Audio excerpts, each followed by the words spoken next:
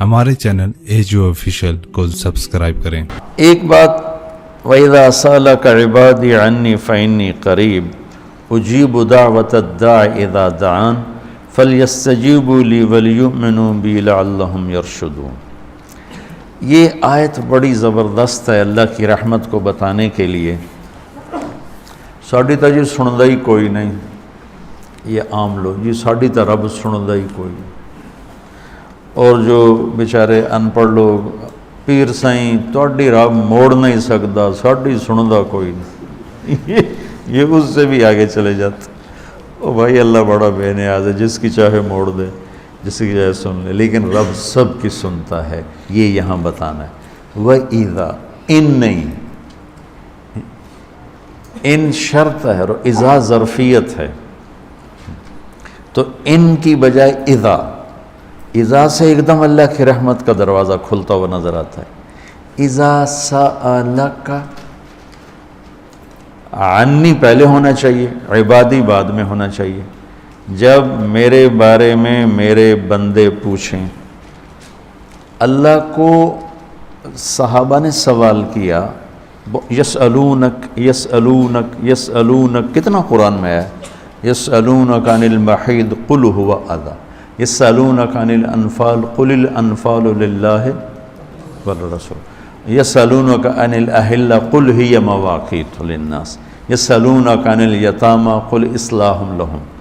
جتنے بھی صحابہ نے سوال کیے وہ آئے ہیں یسألونک، یہ آپ سے پوچھتے ہیں، ٹھیک ہو گیا؟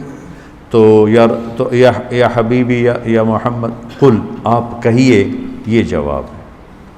یہ سارے قرآن میں طرز ہے، کچھ 14 کے 18 دفعہ یسألونک کا لفظ آیا ہے۔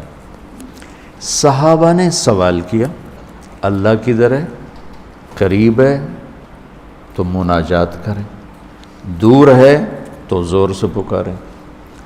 تو اس پر آیت یوں اترنی چاہیے تھی، یسألونک عنی، جیسے باقی آ رہا ہے سارے سوالوں کا جو لفظ آیا ہے یسألون، آپ سے پوچھتے ہیں، تو یہاں بھی ہونا چاہیے تھا، آپ سے پوچھتے ہیں عنی، میرے بارے میں، قل، تو آپ کہیے ہوا قریب، کہ وہ تمہارے قریب ہے۔ یہ میری بات سمجھ میں آئی؟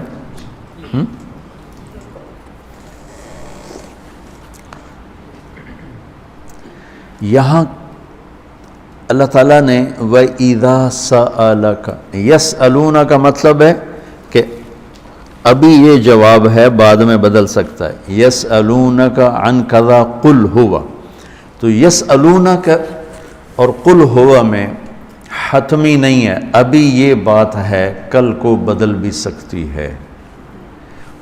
اذا کا مطلب ہے کہ یہ ابدی جواب ہے، یہ جواب قابل تبدیل نہیں ہے، یہ آگے جو جواب آئے گا وہ ہمیشہ کے لیے ہے۔ اب سنو، وَإِذَا سَأَلَكَ عِبَادِي عَنِّي، اپنے آپ کو بعد میں ذکر کیا اور اپنے بندوں کو پہلے ذکر کیا۔ اِذَا سَأَلَكَ الناس المؤمنون، یہ آ سکتا ہے نا، العباد، اذا سألک العباد، کیا کہا، عبادی، اللہ کو یہ سوال اتنا پسند آیا، اللہ کہ تم تو ہو ہی میرے بندے، میرے بارے میں اپنے آپ کو بعد میں ذکر کیا اور عبادی کو پہلے ذکر کیا۔ اب میں ایک مثال دیتا ہوں آگے، جو فإنی قریب، میں پوچھتا ہوں مولی شاہد صاحب سے کہ مولی عدنان کدھر ہیں، تو مولی شاہد صاحب کے ذمہ ہے جواب دینا کہ جی یہ بیٹھے ہیں، ٹھیک ہے نا۔ میں پوچھتا ہوں مولی شاہد، مولی عدنان کدھر ہیں، تو مولی شاہد کے جواب دینے سے پہلے مولی عدنان کہ جی میں ہوں، کوئی فرق ہوگا؟ مجھے سمجھ میں نہیں آ رہا، شیخ رمزی واضح کرے تو کرے، مجھے سمجھ میں نہیں آ رہا کہ میں اس کو واضح کیسے کروں کہ اللہ کے نبی سے صحابہ پوچھ رہے ہیں رب کے بارے میں بتائیں، تو اللہ تعالیٰ اس کو یوں لا کر کہتا ہے کہ یہ آپ سے میرے بارے میں پوچھیں تو میرے نبی آپ ہٹ جائیں، میں جواب دیتا ہوں، میں ہوں، تمہارے ساتھ ہوں، تمہارے پاس ہوں، شہرک سے زیادہ قریب ہوں، تمہارے ساتھ ہوں۔ تو کیسے کہتے ہو کہ میں تمہاری سنتا نہیں؟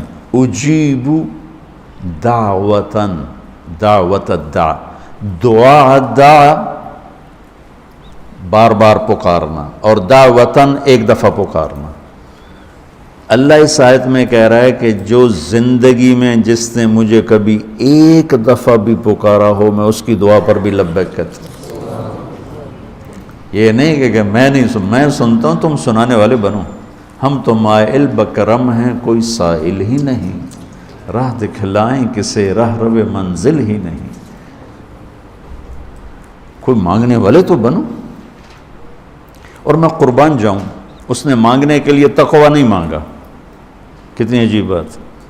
اللہ کو پتہ ہے ہر آدمی تو تقوی والا نہیں ہو سکتا، نہیں، اور ہر آدمی علامہ بھی نہیں ہو سکتا، تہجد گزار بھی نہیں ہو سکتا ہے، نمازی بھی نہیں ہو سکتا ہے۔ ایک کام ہر آدمی کر سکتا، اللہ نے وہ لگا دے۔ مسلمان ہونا بھی نہیں لگایا، مسلمان ہونا بھی۔ ہندوؤں کو کوئی اور رب دے گا، ان کو تو اللہ ہی دے گا۔ تو میں قربان جاؤں، کہتا امن یجیب المضطر اذا دعاہ، بس مجھے آنسو بہا کے دکھا دے، پھر تو ہندو ہے، سکھ ہے، مسلم ہے، عیسائی ہے، آ جاؤں گا، میں آ جاؤں گا۔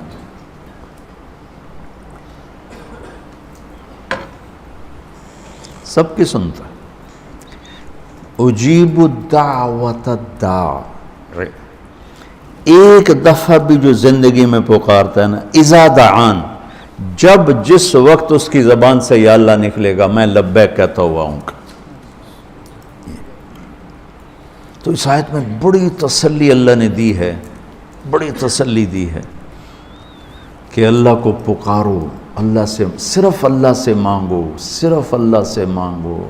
وَإِذَا سَأَلْتَ فَاسْأَلِ اللَّهِ وَإِذَا اسْتَعَنْتَ فَاسْتَعِنْ بِاللَّهِ، مخلوق سے مت مانگو، پکارنا ہے تو صرف اللہ کو پکارو۔ اللہ نے خوبصورت مثال دی، ان الذین تدعون من دون اللہ لن یخلقوا ذبابا۔ اللہ تعالیٰ فرماتا ہے مجھے چھوڑ کر میرے بنائے ہوئے بندوں سے مانگتے ہو، ان سے کہو ایک مکھی بنا کے دکھا دیں۔ اگر یہ ایک مکھی بنا کے دکھا دیں تو میں نے چھاڑ دے، نہ تو کل مانگ لوے۔ ارے یہ مکھی کی ایک ٹانگ نہیں بنا سکتا، تو تم ان سے کیوں مانگتے ہو؟ ان سے مانگو، اس سے مانگو جس نے انہیں بنایا۔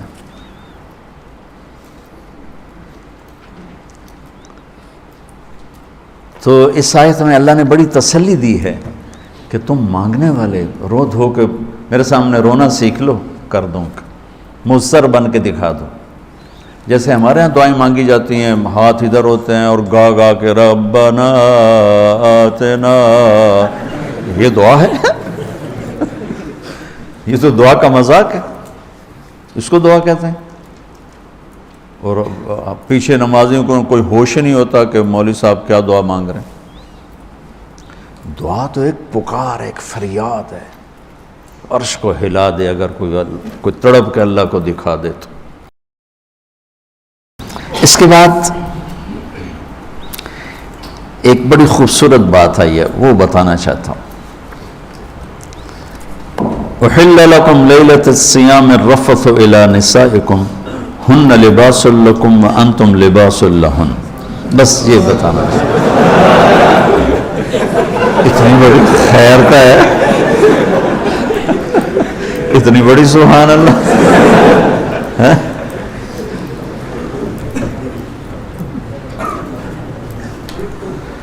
دنیا میں جو اللہ نے رشتے بنائے ہیں،